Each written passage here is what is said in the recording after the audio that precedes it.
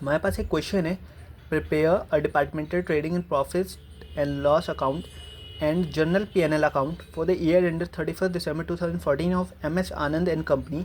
What department A sell goods to department B on normal selling price. So हमारे पास question में क्या दे रखा है कि हमें एक departmental trading and P&L account बनाना है. तो सबसे पहले हम देख लेते हैं, ये रहा इसका फॉर्मेट.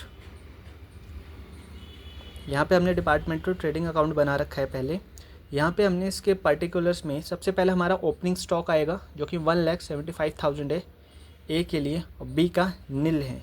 देन हमारे पास परचेजेज आती है जो कि है 40,25,000 की for the department A and for the department B they are around 3,50,000. इसके बाद हमारे पास एक गुड्स ट्रांसफ़र है to the B. So the goods amount is around 12,25,000. After we have the wages is around 1,75,000 and for the department B that is 2,80,000.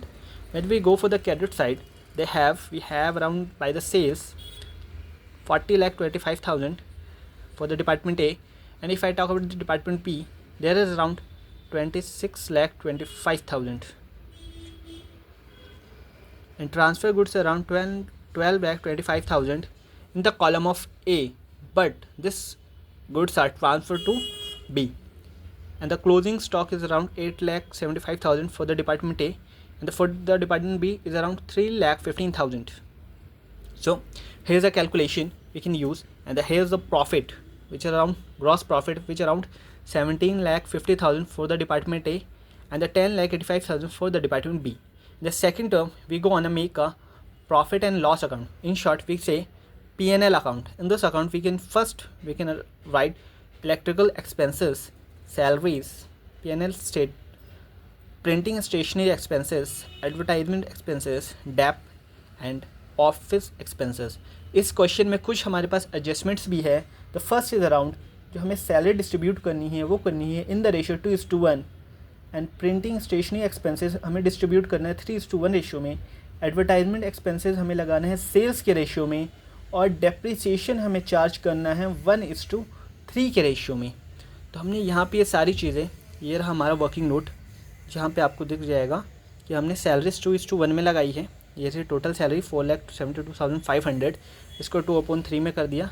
First की आई है 3,50,000, second one is 1,57,500.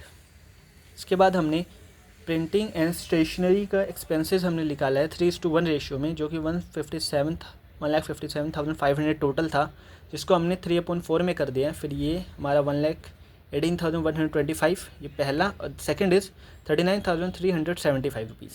इसके बाद हमने एडवर्टाइजमेंट एक्सपेंसेस सेल्स रेशियो में निकाला है, वो है 161:105. अब ये रेशियो कैसे आया, वो बहुत ईजी है. जितने की भी सेल्स हुई है उसको आपको सिर्फ 5 से डिवाइड कर देना है. दोनों साइड की सेल्स को आपको 5 से डिवाइड कर देना है, लेकिन ईजिली फाइंड द रेशियो. ये रहा, इसको भी हमने यहाँ पे करा है. And second is the last one is which is depreciation, which can charge around 1:3 ratio. The total depreciation amount is 21,000, and we can apply 1/4 is around 5,250. The second one is 15,750. So there is a accounts, that is the total, and the net profit we got it.